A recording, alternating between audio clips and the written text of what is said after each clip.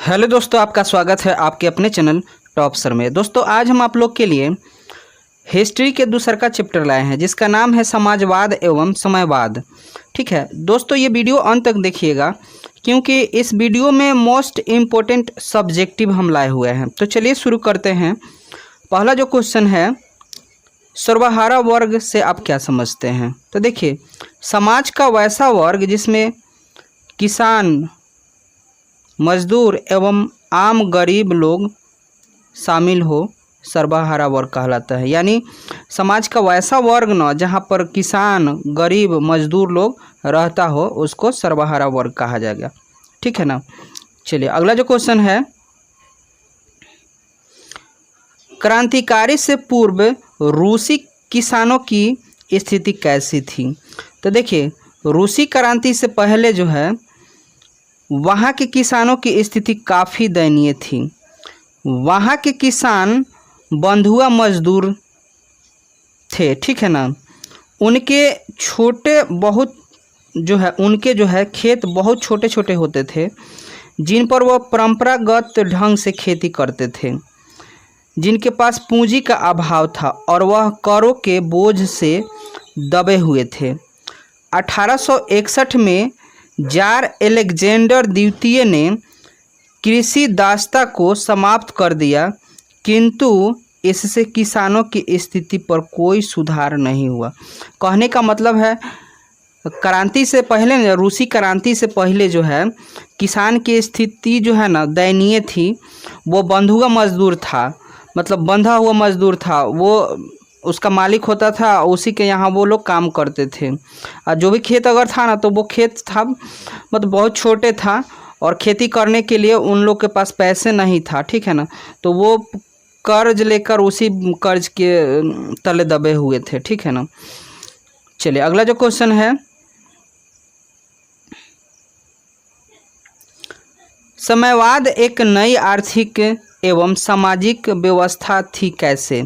तो देखिए, रूस के क्रांति के बाद सामाजिक आर्थिक व्यवस्था की स्थापना हुई। रूस की क्रांति के बाद नई सामाजिक आर्थिक व्यवस्था की स्थापना हुई।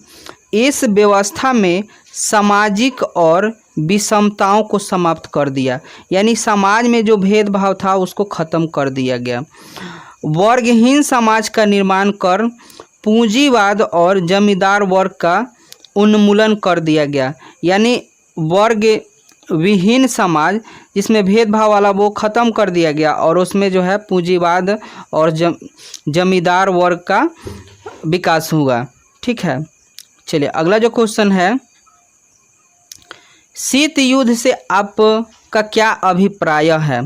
तो देखिए, वैसा युद्ध जिसमें दो देशों के बीच तनाव का वातावरण रहता है जबकि वास्तव में युद्ध नहीं होता है, उसे शीत युद्ध कहते हैं।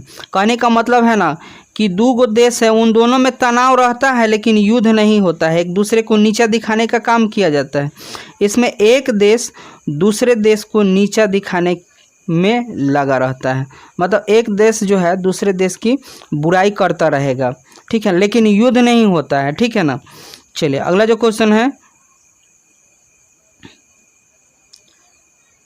खूनी रविवार से आप क्या समझते हैं? तो देखिए,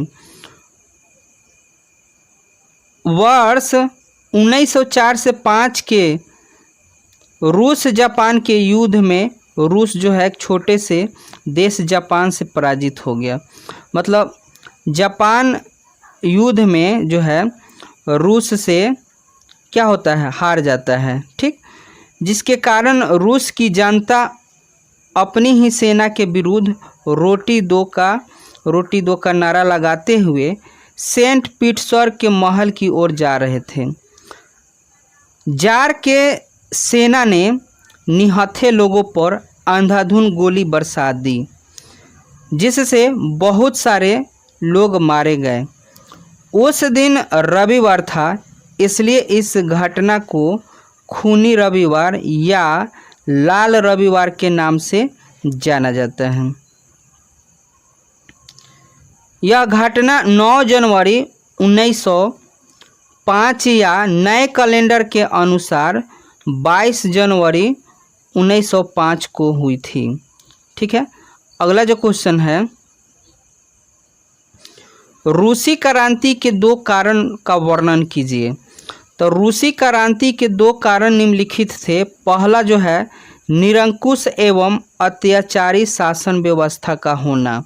दूसरा का है किसानों और मजदूरों की दयनीय स्थिति का होना। ठीक है ना, ये रूसी क्रांति के 2 कारण थे।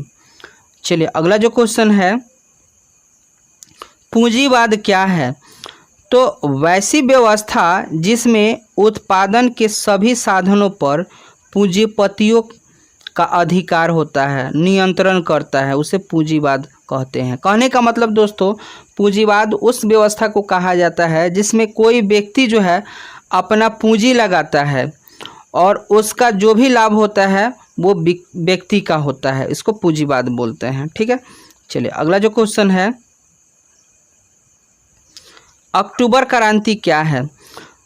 तो रूस में हुई बोल्शेविक क्रांति को अक्टूबर क्रांति के नाम से जाना जाता है। यह क्रांति 1917 में हुई थी। यह क्रांति नेशेविकों और बोल्शेविकों के बीच सत्ता के संघर्ष के लिए हुई थी। इस क्रांति के बाद सत्ता बोल्शेविकों के पास आ गई, जिसका प्रमुख लेनिन था। इस क्रांति के बाद रूस का नवनिर्माण आरंभ हुआ। ठीक है।